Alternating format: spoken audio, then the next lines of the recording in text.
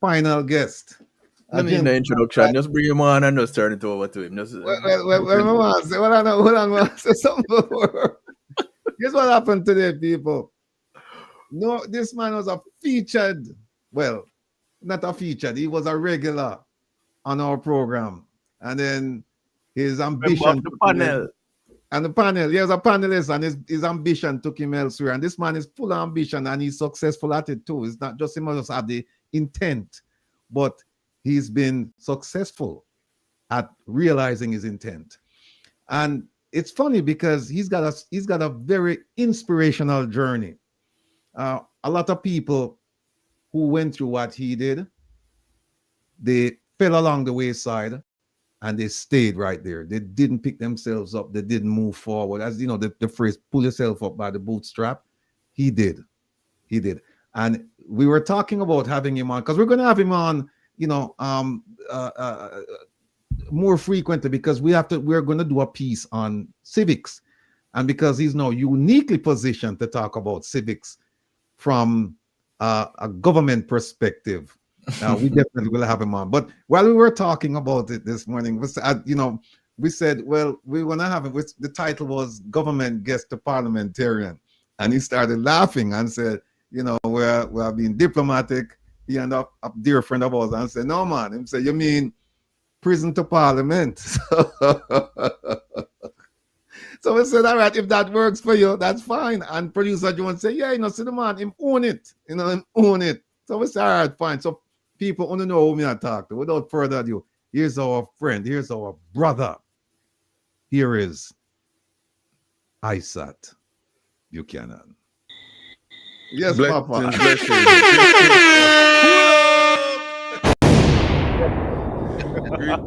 Greetings all. Yeah, welcome. This is the first time you've been back this is the first time you're here in a long time. Bridget, see the man beard get yes, great. That is so. Yeah. I've been campaigning, so I went to Mount Sinai and I returned. Not with the 10 commandments, but with a whole bunch of gray hair.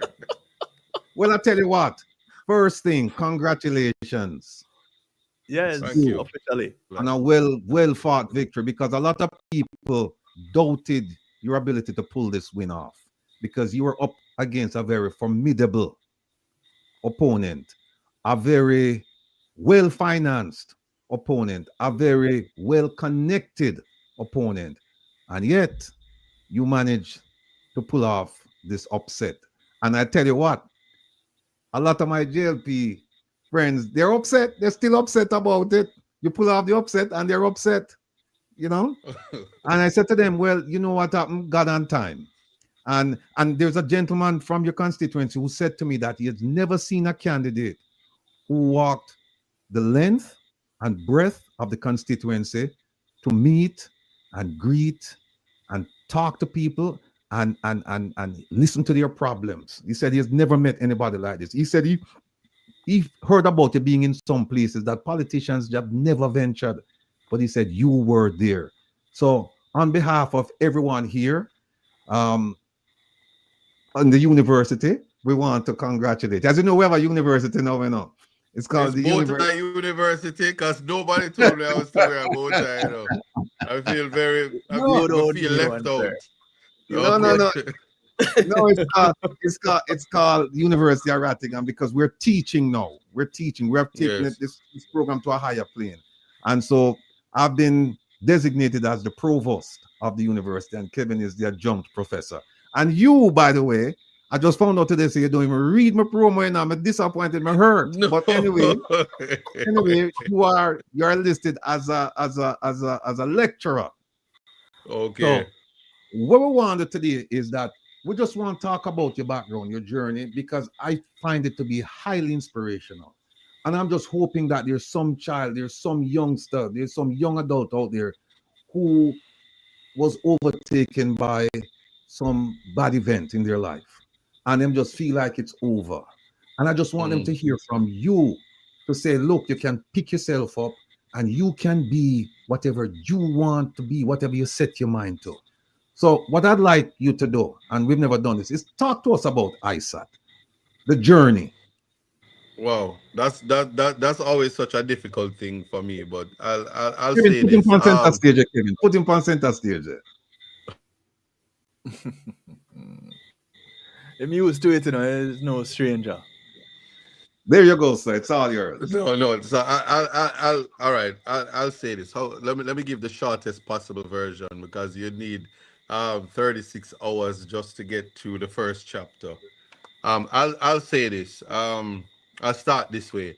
Life is something given to us without knowing we are to receive it. Having said that, um, at 46 years old, going to be 47 on the 12th of December, I am appreciative that I am the grandson of James Samuels Portius. Very important um, to know your identity. And that's just a small fraction because I am the son of Big Youth. That is it. From where my identity um, lies. It is who I am. Even though with all the other titles or whatever. I'm just Big Youth son, and I'm quite fine with that. Every now and then I'm Zambo's brother and Joan Portia's son. I love that. But why I say that because through my journey, ambition found as a guest in the prison system. So from prison to parliament. Why I say ambition found? Because you see, youthful exuberance is wasted on the youth. Um, as the shadow spokesperson on youth and human rights, let's talk about the youth aspect now. When I went to Meadowbrook High School, and while at Meadowbrook High School, with the exceptions of Dr. Morris when she was alive and the principal, the education system was much better than it is now, and you either could keep up or you couldn't. But even then, males have always been marginalized. So, with if you see what's going on now in the educational system, it was no different when I was going there. We either could pay attention or we couldn't. Teachers either said you were bright, or if you're ugly like me, them no want you in a them class, and I eat that. But I'll just say this: in 1996, found myself before a resident magistrate's court. Joyce Bennett was the judge. Found me guilty for cocaine possession, dealing in, and taking steps to export. Um, Fines paid. Found myself at the United Theological College of the University. Yeah, University Theological College, UTC. And I was going to become a minister of religion. So I was going to look spiffy like you guys, minus the bow tie. But after the first year, I discovered a topic. So this is university, and I did a course in philosophy and realized that Jesus was a real gangster. Those 12 disciples weren't just ordinary men walking with him. He was on a mission to, through his ministry, change the mindset of the people from Jerusalem to, wherever. And I was like, no, Jesus is hype. So I need to go do philosophy because from Christology to New Testament interpretation, it wasn't cutting it with who the Jesus that I was learning about outside of the biblical interpretation. So I started to do philosophy. And whilst doing that, on a trip in November, I never forget it, I was on a plane and I was told that my name was being called. 10 years later, I should say, I'm deported. Let's put it that way. So, um, whatever that looks like, I got arrested in the United States and was sentenced to a 10-year sentence. During that 10 years, though, it's I was in the Bureau of Prisons, a system that understands rehabilitation, don't allow you to be idle, and education was a mandate in the Bureau of Prisons. I'm hard pressed to see how you could have gone to the Bureau of Prisons, and if you didn't know how to read, you must have learned. It changes you. So it's a prospective, forward thinking prison system. Of course, I was teaching in the system and then came the law library. And I'm watching Law and Order, Special Victims Unit, Boston Legal, you name it, and still Perry Mason and Matlock. Let's not leave those out. Mm-hmm. But why am I speaking about this? Because whilst in prison, I was in the law library and I was writing briefs and doing cases and helping people to get their convictions overturned, and thinking I know the law because I'm in the law library and I'm bright. If somebody would have told me that all of that repetition and reading cases would have been valuable to me, it would have, I'd be telling a lie. Then came deportation, and then came returning into a society that if Buju Banton would be the best person, he has a soundtrack to the deportee's life. Albeit I didn't get deport and come down in a one pants and I may never broke and down the money and all of those things. But you know the song. Mm-hmm. And back in Jamaica, very rough because if deportees can tell you once you're marked as a deportee, if a firecracker happen anywhere in your area, police show up at your door, and there is profiling. It may not be racial profiling, but they blame you for everything, even if it's not so.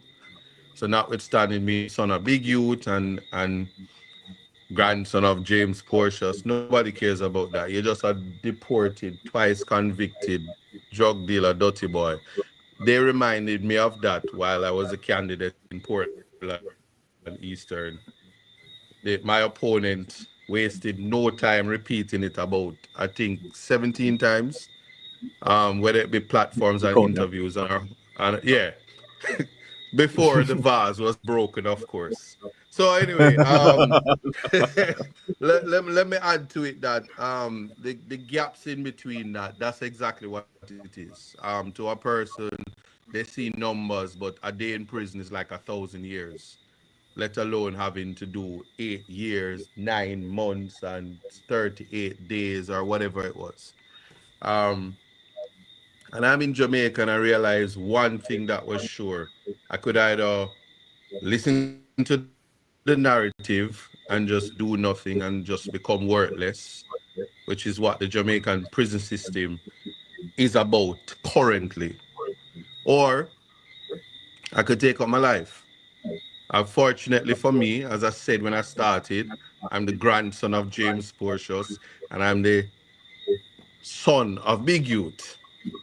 Very significant because my father, my mother, my brother, my family, they ensured that I had the space and the freedom to find a way. So of course I'm here and I cut my album Lovers Rock, and I Mm-hmm. gonna make sure say I turn big star cause my father artist, so I gotta be artist. And it was there that I met the Baba right here in Jamaica with my finished album complete, and I took it to him for him to bless it. Because when him bless it, I'm gonna be a big star, right? Yeah. Wasn't so because the Baba put me in that healing circle and him dropped those stones and the stones go fishing, wang, wang, wang, wang. Hey. Even it never take a rocket scientist to know that this album and this artist thing wasn't gonna work out. And he told me, he says, "Do you have a brother?" I say, "Yes, I do." He says, "Yep, he's Michael, you are Tito, but not to worry. You're gonna be a lawyer. You're gonna control and manage the affairs of your father and your brother." And he said it clear as day. Of course, I thought this man was a fraud because how do you look at a convict and tell him he's gonna be a lawyer? Especially when you went on the website in Jamaica and it says how to be a lawyer, and the first thing it said on the top of the website must not be a criminal, must not have a criminal record, can't be a convict. of course, after my calling, they removed it from the website. So kudos to me. But I when I went to court, having said that I would never get in trouble again, but the Constant Spring police station charged me for trespassing on my own property. And when I went in front of Justice Pusey, as she then was, Judge Pusey of the parish court, chief parish court judge, she said to me, after explaining to her that you can't trespass on your own property in the manner that the police said, she says, "You know what? I'm dismissing the matter, and you should be you do. I like how you talk up for yourself, and you should be a lawyer. Cause you come in here with your speaking, spoken, nice self, nice clean self. Yeah. So anyway, thereafter, and next thing I know, I'm in law school. Next thing I know, I'm doing third year. In my third year, Vibes Cartel gets convicted, and I go on Facebook and say, "Yeah, me I got free Vibes Cartel, thanks to the jury." And I did a whole independent research paper on the jury system. Graduate, end of law school. I'm invited to read 10 volumes of transcript. Never forget it. Thereafter, I was on that case, and before you know it, why am I talking about that case? Because 6 months of being called to the bar on my birthday, December 12th, never forget it. 6 months later, I'm before the Court of Appeal of Jamaica, advocating just 6 months at the bar in that case. 2 months after that, I'm before the CCJ, the Caribbean Courts of Justice. And so that's two major courts. And I wasn't even a year at the bar. Then after that, I won a major appeal. 10 months at the bar. Count it up, you know. And I just know, say, man, a big lawyer. The world was endless. And then, I mean, in 2020, there was the states of emergencies. But from about 2018 thereabout, I've been fighting the government with the state of emergencies. Met Mr. Rattigan in between those the confusion and stuff like that. But um, here I am today, having won the some of the biggest cases in Jamaican history, and changing the jurisprudence in a lot of them, contributing to Caribbean justice and law across the Caribbean and the Commonwealth. I woke up one day and there was a news report in CVM that I was the candidate for Portland Eastern. This is after being on Andre's show, Partner Draw TV, joking around about which constituency I would go to if I was ever going to be uh, a politician. But Rattigan, you know, we fireborn politician for years. Look, Kevin is like, and you're one now. But yeah, Right. we did that, and I mean, it was what started off as, a hypothetical. I went to the People's National Party's conference. Why the People's National Party? Because I'm not corrupt. Two, integrity is important to governance, accountability, transparency, compassion, empathy.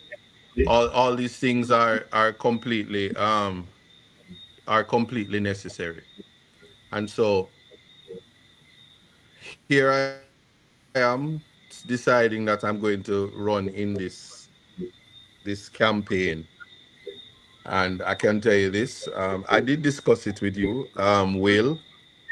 Of course, you say, you sure you want to do this? And I say, of course I'm not sure. What are you talking about? And he's like, it's something you can do. And I do what I think, life is time plus chance created. I seize the moment, and I try my best in all that I'm doing. While doing that, I used to be on the show and I used to check in. And then I realized that when you walk in the constituency, you go in places where there's no internet, and then it just became overwhelming. Um, Mm. it was the most intense year of my life. To tell you that I went on the People's National Party conference stage, I think on the 16th of September, and to see me sworn in on the 18th of September the following year is just unbelievable in terms of what time, when I say God on time, what that looks like. And we've had many conversations on this show, on many other platforms about what it is that you are to do if you're a politician. And all I can say is I know can answer that, and that is to serve the people with humility, understand that you have no greater power or authority than the least among us in our society. And that is my short story of from prison to parliament. And the chapters will continue to write themselves. You leave out the suspension though. The who?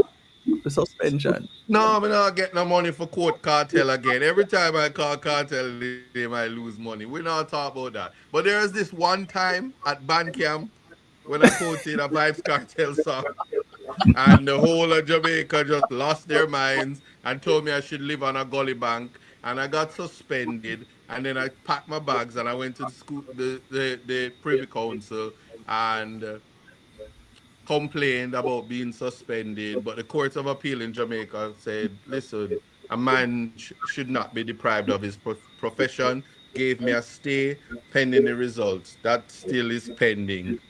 Not indefinitely, but it's pending. And I leave the rest of it to God with the humility. But we don't talk about that. Those people have gone on to other pastures. Not sure if I'm sure it's green, but other pastures. You see, I asked that, I mentioned that because I see it as part of the adversities, the the boulders that were in your way that became stepping stones along the way. Yeah, but I'm gonna tell you why I didn't include it, if you allow me. Sure. It was not adversity, it was sure wickedness and a conspiracy to destroy a young black professional who was about to do something great. It had it not happened, I would not have known that the great. I noticed I didn't tell you. I spoke before the Privy Council. Hmm. A most profound experience, and my enemies had to stay behind me and watch. But Right. I'm sure they're watching now, so I'm gonna behave myself. They were behind and to your right. Yeah. Listen, Isat, Mm, let me just say, I felt privileged, family members. I felt privileged when Isat called me because he called and said, "Listen, I'm thinking about doing this thing, and I've only spoken to my family, and I value your opinion, and I just want to hear from you what you think." And I said, "Fine, go ahead and tell me." And then he told me, and I said to him, "Look, do you really want to do this? Do you feel it in your gut that this is something that you want to do, represent people?" And he said, "Yes." And I said to him, "Well, then the sky's the limit. You should just go for it. No matter what, just go for it. Follow your dreams." And he did, and here it is. He's at the pot of gold right now. But let me ask you this, Isa. Prison to mhm. Parliament. Is there a book in there somewhere, or a movie plot or something? A book. Like I said, the chapters are writing themselves. I do know that you haven't met her yet, but Miss Ronnie is writing a book. I Okay. think it starts though the process of my political journey. Portland is uniquely situated. If I tell you Okay. some of the things that took place in this space, you would say, "What?" So let's save it for the book because I want people to Okay. read it. But No problem. yeah, in the making, I don't know yet if I've done enough that people would want to read my story as I told it. But Okay. some as the chapters continue to write themselves, whatever the outcome, I'm sure at some point a book would come from it. for the You purpose know, of inspiring young people, young black men and women to embrace their greatness despite the odds. We come from, certainly I know I come from a race that has always had the odds stacked against them, and just always defying the odds is something that I'm sure the motivation wherever it comes from. For instance, it is Heroes Weekend. Marcus Garvey is possibly. I'm not playing favorites, because if I had to, then Nani is my favorite. No, I'm from Portland mm, Eastern. That's where I represent. But Marcus Garvey, as somebody who deals with Afro identity and race pride, is a great. Look at this, a bird. Yeah, I'm is not. it's I'm a Yeah, bird. joking. It was actually a I'm not bird. joking. I know, Yeah, I'm I'm joking. seeing I'm it. joking. Yeah. Kind of them say if a bat better than Yeah, but I was telling you, Marcus Garvey, as great as he was, died in England, having gone through the political process. He was a counselor, but he never made it to Gordon House. I'm not trying to walk. I'm not even trying to fill his shoes, but to say that when I look at how whether it was money, the type of money that was spent against me to ensure that I never made it to Garden House as an educated black man. Can't say young again because the gray hair is showing. Um, it's just significant that if nothing else in a chapter, I will be able to say that what my forefathers never completed, I was able to do with adversity and struggle. I have two quick questions for you. One is Sure. this victory, this Mm-hmm. political victory, was it Yes. for you? Was it for the PNP? Was it for your family? Was it for the youth of Jamaica? Was it for the community? Was it for all? Who was this victory? Who do you say this victory is for? Oh man, let me tell you, this is a victory for rehabilitation. This is a victory for the people of Portland, the sons and daughters of Portland that look like me. I'm not even being apologetic about it. I'm unapologetic. This victory was for a youth where them are gonna say come out, you're gonna come out to nothing. This is a victory for people who made mistakes and know that life, with one life, it's not over, and as long as you're alive the possibilities are endless. I'm saying it at a time when there's so much young people that are dying because of suicide. They kill Mm, themselves because they're cornered in a space. And I've not once, not twice, not three times, not four times, so many times in my life, I've been in spaces where if I had ended my life, I would not be around at 46, going on 47, to see myself achieve this.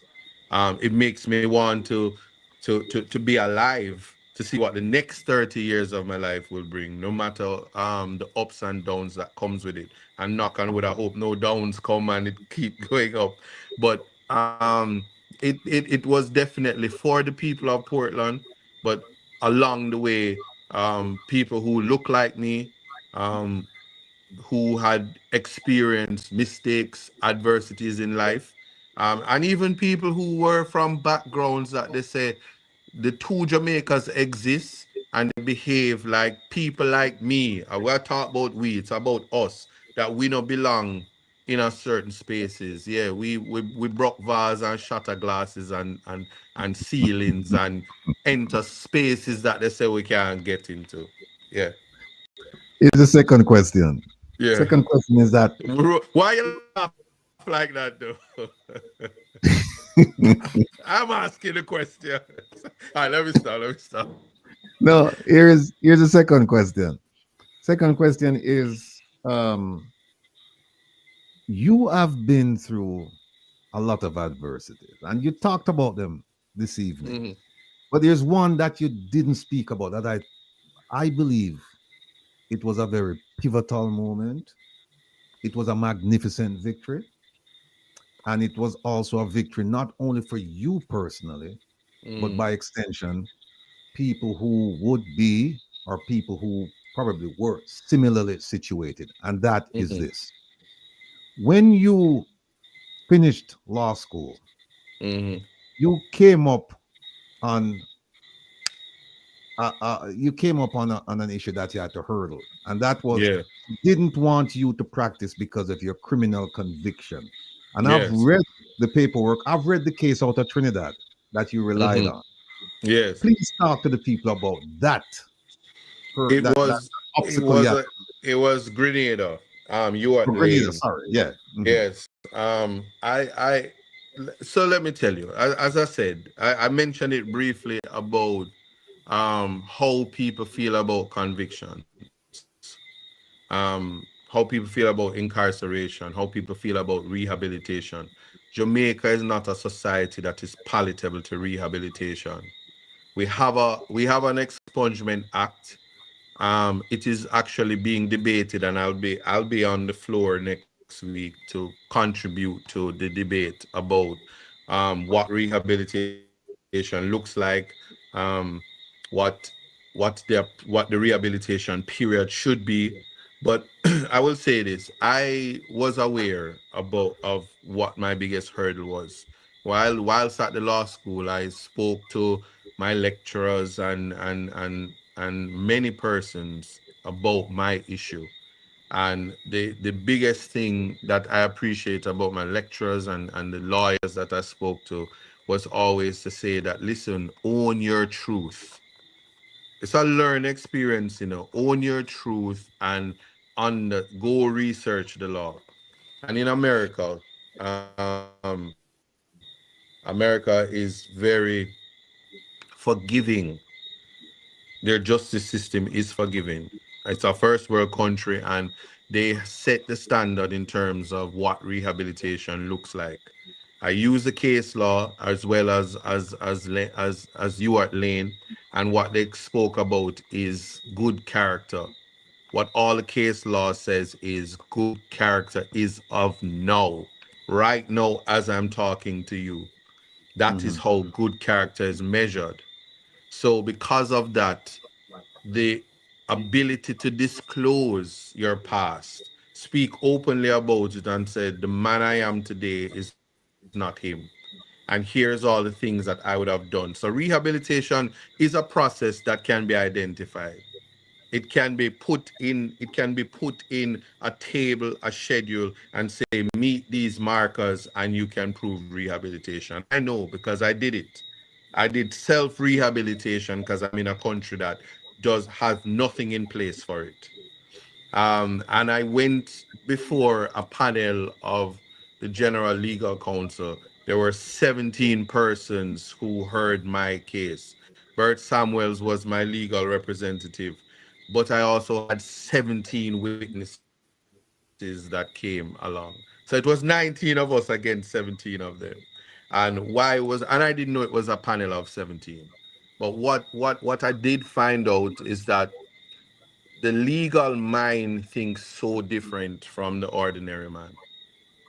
And the Hmm. lawyers looked at me, understood the law, and said, I remember it was Alan Wood, and he said, let me tell you something. Your story is as profound as as Nelson Mandela.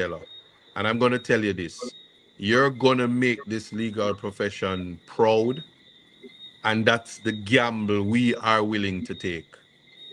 And they gave me the chance. Michael Hilton, KC, he wrote the judgment, my judgment, which is law across the Caribbean, along with you at Lane. And I didn't see it as at the time it was difficult to go through the process. But when I got my my practicing certificate, as in my good character certificate, it meant a lot to me because there are people in society that's rooting for me. When I met the diaspora, probably Kevin, you're right. I should have spoken about that because when Jamaica was really digging that hole and put. Remember how them was digging the hole and put it down? I'd have never believed the following year the woman would have been in court, right? But they were really trying to put me down, and the diaspora embraced me and said, "You have a home. We love you. Keep doing what you're doing. Don't give up." And in is these learned experiences caused me to know that even though Trump is bombing boats in Venezuela, the world is not such a bad place. It's not the Gaza Strip, maybe. And so context matters. That came out of my experiences. Reggae Global Radio, Rattigan, Kevin Stew became my media family. And I tell you, nothing beats family, and you go where you are wanted. So if you want to be alive, just don't drive boats in Venezuela, right? Um, if you, I mean, we make light of situations because you also have to But appreciate that we choose our battles. Um, and the reality is the Caribbean is a peaceful zone. Certainly, my entire existence it has been until I'm seeing what is going on, and I can only say that we have to live our truths, choose our battles, and love yourself, love your country, love your neighbors. I'll just leave it at that. But that in the end gave me hope, notwithstanding my sojourn in the legal profession thereafter, because there were persons that did not want me in the profession because they thought it was bad until my 17 minutes before the Privy Council. And I said, but wait, I belong here. Yeah, I'm alive. It's No, you see what they mm, displayed. No, that was bad mind. That's a mm. definition of bad mind. Not when you ask questions about how 1.4 billion was spent to buy retired school buses. That is not bad mind. Bad mind is when you see a young, talented black lawyer trying to make his way, trying to navigate his way through society, through the court system, and then you come out and try and become an impediment to his progress. Hmm. That's bad mind. I said to you I was gonna ask you two questions. I'll ask you one more, then I'll turn it over to Kevin because we only have a few minutes left. Um, you Yes, have yes. scored many victories in your tenure as an attorney, and so it would appear as if the world is your oyster. What's next for Isat? I know you're concentrating right now on being an MP, and not only being an MP, but being an effective MP. But what else is there for Isat? No, it's balance. Because let me tell you, right? I on the 3rd of September, I won an election. On the following Monday, I was in court doing a trial, which I mm, won. And I realized I was like, oh, I really missed this. I was in court all week.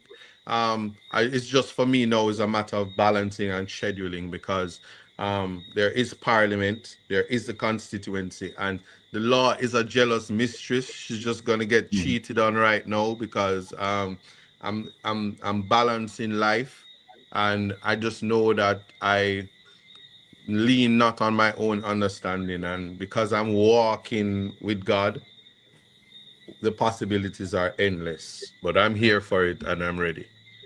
Thank you, sir. Where Kevin gone? but Kevin then, gone. I'm gonna but turn then him stew. I'm not turning still. I am here. I am wait. Yeah, I'm yielding the floor to you. I didn't even notice that had happened. Yeah. Isat, Yes. the journey um has been for most looking on would say, boy, I couldn't how him do it. What kept you going when you defended the rights of a little girl with dreadlocks being told that John Joe in her head she mustn't come back to school. What kept you going? As I said, in 2025, my Afro identity is important to me. Um, I'm very, very, very, very blessed to be a black man. In every essence of the of being black and its existence. And what kept me going is God. Mm. What caused me to survive prison was God. And I did speak of my mother, the Reverend Dr. Joan Portius. She instilled that in me, so it became second nature. Let me tell you something. Psalms 121 has been my saving grace. I lift up mine eyes unto the hills, from whence cometh my help. My help cometh from the Lord, make of heaven and earth. He will not suffer thy foot to be moved. He that keepeth thee will not slumber. He that keepeth with Israel shall neither slumber nor sleep. The Lord is thy keeper, the Lord is thy shade upon thy right hand. The sun shall not smite thee by day, nor the moon by night. Um, I could go on and on, but it's a psalms that I chant, and I even as I interface with my clients who are incarcerated, I introduce them to God and let them know that it is God who you have to lean on. It is God Mm. who even the non-believers become believers, and that is the mission for me in life, to let people know that I am happy that I I have the intelligence and the brain to be able to do the law, but that's of God. And so the credit Yes. goes to God, and I remain humble. And I also understand that there's a lot of broken people out there, hurt people.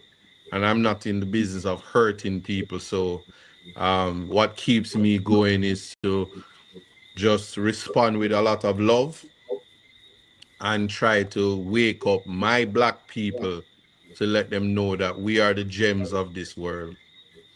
And I'm just happy to be me. So I'm Joan, happy you're you too because I'm taken. You can't have me. You can't be me. I'm very happy you're you. hey, Isat, producer Joan asked me to ask you this.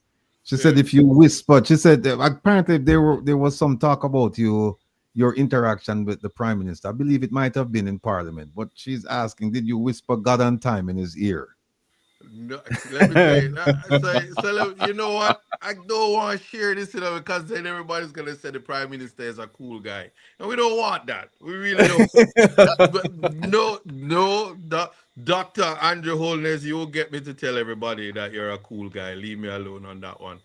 But I will say this. I've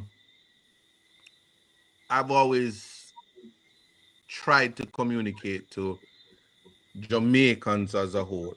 Politics is nice, the election aspect of it. You orange, team green. We learned that from sports day. When Mm. all that is finished and it's time for governance, um, professionalism and courtesies is something that people in parliament they share. You can't be out there killing your brothers and sisters in the name of politics when politicians are friends and acquaintances and colleagues. Now you can imagine after all the fireborn Dr. Andrew Holness, I shake his hand and he says to me, in this election, your father give me the best dub.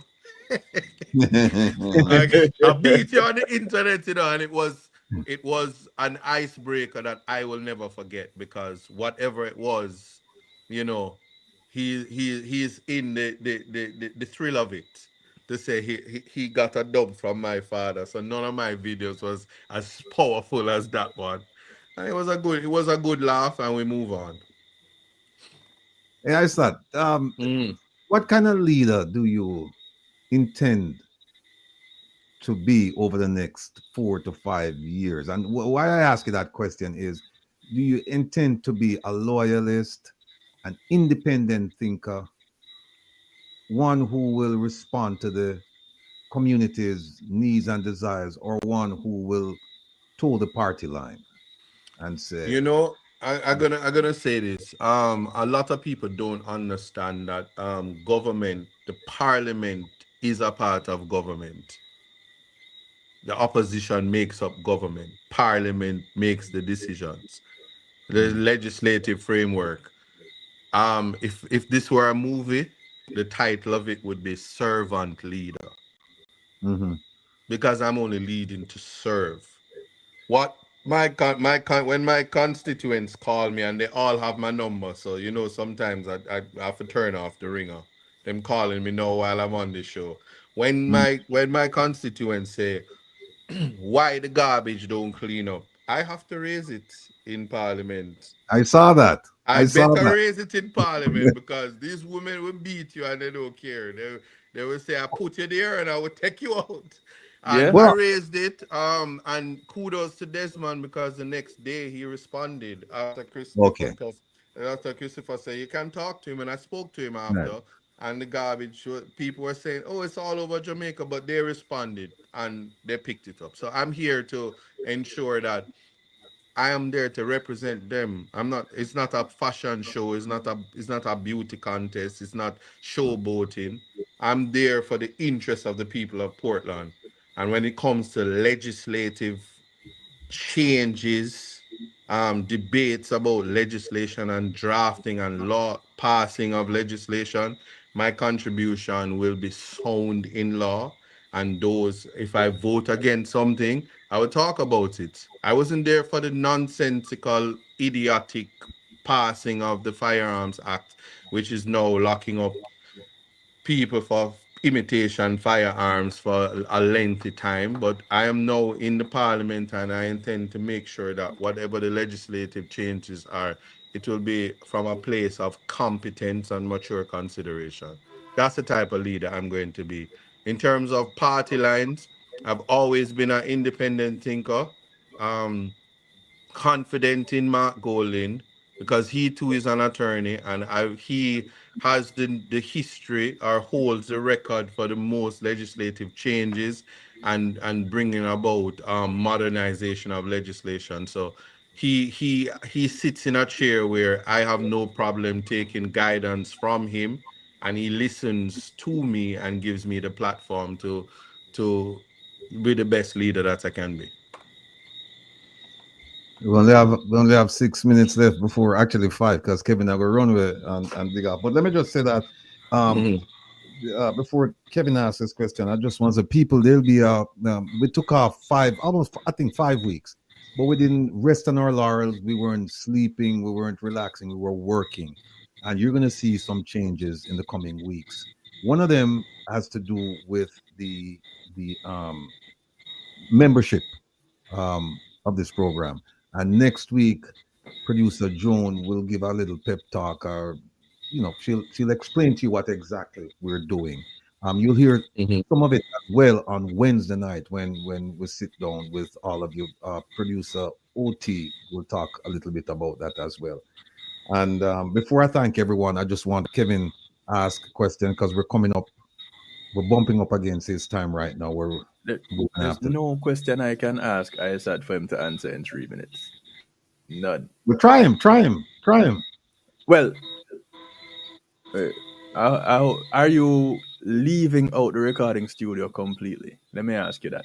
Because we love the No, music. man, I forgot a tune. I actually do a song once every year, at least one song, and All I'm not right, leaving it because by any them two means, of them have because my burn all when of them, them. So right. So I'll say the new one. I'll say the new ones, but no, never. And that's the thing about it. If I had to say one thing in the 3 minutes, is that, remember, we're not restricted to one particular thing. You have to do all the things that can make you happy. Say no to drugs, because yes, that's not happiness. It's masking your reality. And so the music is my first love, albeit, you know, I haven't made the grounds that I wanted in the music. But no, I do it for fun, and I do it as therapy. Music is my happy place. So yeah, you will hear more from me where that is concerned. Before you go, I have to ask you this. Yeah. There is an issue regarding, and I heard it, I don't know how true it is, that they're planning to sabotage your your role as MP by not providing you with the necessary funding so that you can do what is necessary in your community. Have you heard such a statement in effect? And if you have, you don't have to tell us, the Mhm. plans, but are you prepared to deal with that? No, man. I have heard it.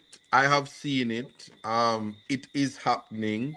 The reality is, I am opposition, but I was opposition when I entered this race anyway. And what I will say is, I'm here with the people. I'm gonna always be an advocate and a voice for them. In Portland, what is important is that we ensure that persons live somewhere, that they're not disenfranchised, and it, it it is the voice and the power as an attorney and an advocate that will navigate that space. The rest of it, the diaspora has always helped. Even after the election, the barrels are still coming. Don't stop. The girls need the pads. The old people need the pampers. The homeless need the toothpaste and the soap and all of that. It is the Mm-hmm. basic necessities that in 2025 people still don't have. Food, clothes, and shelter, Maslow's laws of hierarchy. I'm still here trying to help people transcend that. Um, and so what the other things that is called, that's governance, I will navigate the space to ensure that you won't see me dancing on roads will be fixed. Water is an important thing, and I'm spending a lot of time to ensure that we fix those issues. Well, considering that there have been issues that you fought for, I expect only that, if Exactly. nothing else. Hmm. Well, let me just say, Isat, it's been a pleasure having you on, and we look forward to having you again. We're going to some short segments because I'd like for you to come and explain what it's like to be a parliamentarian, so that people can understand. Because one of the mandates this time around is for us to broaden the mind of the citizens as Hmm. far as exposing them to civics, so that people understand the role of a Right. parliamentarian, the role of an MP, what goes on there, and so that they can take an active role in what's going on there. Because at the end of the day, But they send you, all of you, there to serve them, but they don't. There's not enough following up. Beyond just voting, and we need to educate them to that point where now they can hold people accountable. so my hope, as someone who sits in the back but is not a backbencher, I would say that I'm hoping that my presence in Parliament will cause people to want to watch Parliament like how they want to watch Reason with Rattigan, and it becomes a Tuesday thing where you turn on the YouTube and you go to the PBC station and you see us in Parliament, and when you see me, you cheer and say, "Isaac, me see you. That me want."